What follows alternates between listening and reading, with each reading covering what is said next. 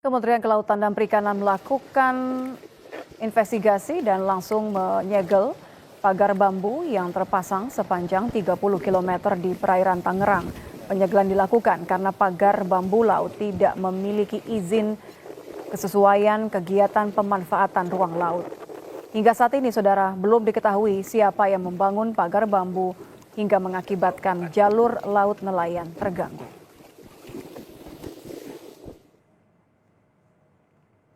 Pasca disegel, apakah Kementerian KKP mengetahui siapa yang membangun pagar bambu sepanjang 30 km di pesisir pantai Tangerang ini? Kita akan sapa Dirjen Pengawasan Sumber Daya Kelautan dan Perikanan KKP, Pung Nugroho Saksono. Selamat malam, Pak Pung. Selamat malam, Mbak Nitya. Pak Pung, ini kan berarti sudah disegel ya. Sudah ada bukti berarti bahwa ini tidak berizin, bahwa ini betul adalah pelanggaran? Betul sekali, Mbak Nitya. Jadi sesuai apa yang disampaikan Pak Menteri tadi, memang pagar tersebut tidak ada izin BKKBRL-nya dan meresahkan masyarakat. Kami diperintahkan Pak Menteri untuk penyegelan pagar tersebut, dan itu membuktikan negara hadir. Jadi masyarakat jangan khawatir terkait dengan pagar tersebut. KKP akan menindaklanjuti hal tersebut.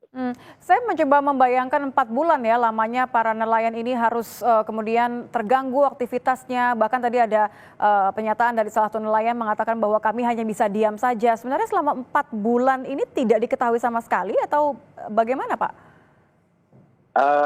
Kami sudah investigasi dari 4 bulan tersebut, selama 4 bulan. Kami cari siapa pemiliknya, siapa penanggung jawabnya, ya kan, sampai tadi pagi itu kami belum tahu siapa pemiliknya. Kemudian kami diperintahkan penyegelan, kami laksanakan. Sore tadi kami wawancara beberapa nelayan, kami cari gali dulu siapa di baliknya ini. Ada sedikit titik terang dan itu kami sudah kantong juga. Kira-kira siapa, Pak? Ini mengarah kemana? Apakah memang pemilik perusahaan swasta mungkin atau jangan-jangan sesama warga? Ya adalah dua-duanya. Yang jelas kami akan lapor ke pimpinan dulu dalam hal ini untuk ditindaklanjuti terkait dengan pemakaran tersebut. Sekarang saya masih ada di kapal nih, Mbak, malam ini, Mbak. Masih setelah penyegelan ya, Pak ya? Ini karena memang masih ada yang harus dilakukan, masih tahapan penyegelan atau jangan-jangan menunggu pergerakan, Pak? Ya, kami anggota kami masih ada di lapangan. Kita juga kita tunggu. Jangan sampai segel yang sudah kami pasang dilepaskan, karena itu bentuk kewibawaan negara kita, pemerintah kita, bahwa aturan harus ditegakkan. Kalau temuan dari pemeriksaan berarti sudah ada kira-kira kejelasan belum? Ini sebenarnya pagarnya ini peruntukannya untuk apa, Pak? Nah, itu yang kami juga akan gali lebih dalam lagi, maunya mereka apa. Karena segala sesuatu, pemanfaatan ruang laut itu ada aturannya. KKP mengatur, ada perizinannya di situ.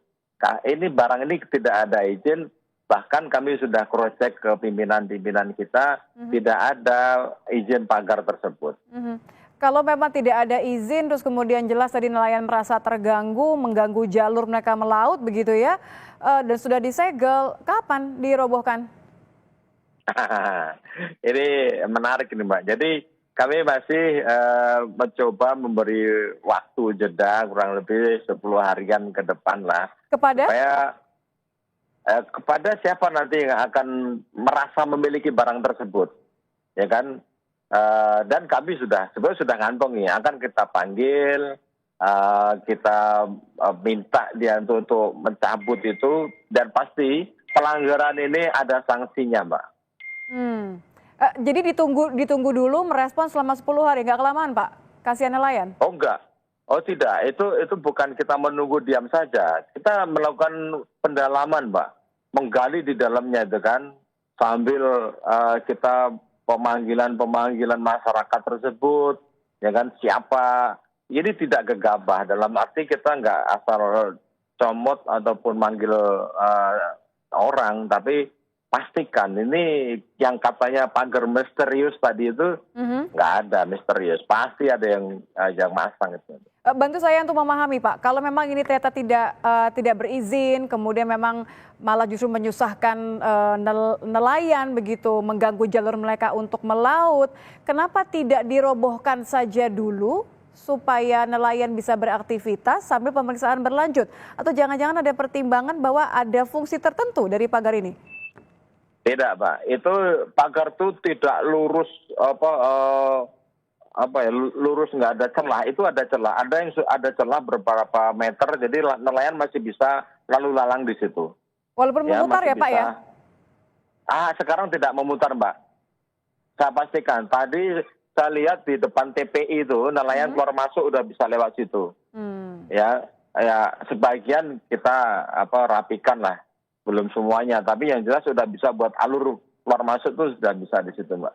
Oke, tapi juga ini ya Pak ya, berarti ya karena niatnya memang untuk memudahkan nelayan untuk kembali melaut, tapi tidak akan ada intimidasi terhadap nelayan kan? Karena ada informasi bahwa ada beberapa yang justru mendapatkan bayaran untuk membangun ini, betul?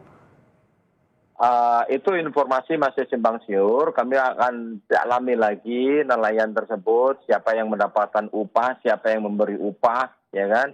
Pasti nanti akan terbuka semuanya. Karena ini Mbak, udah merasakan masyarakat, sudah menjadi viral. Dan pemimpin kita yang petinggi-petinggi juga sudah gerah juga dengan ini gitu. Artinya kami akan tuntaskan di situ Mbak. Mungkin barangkali kita akan bentuk tim juga dari pemerintah setempat. Ini panjangnya 30 km nih 6 kecamatan. Artinya bukan hanya di satu kecamatan. Disitulah nanti akan kami kolaborasi dengan aparat terkait untuk melakukan penyelesaian ini. Ya, mudah-mudahan tidak terlalu lama. Terima kasih Pak Pung sudah bergabung bersama kami, masih di kapal pasca penyegelan. Terima kasih Pak Pung, selamat malam. Ya, selamat malam.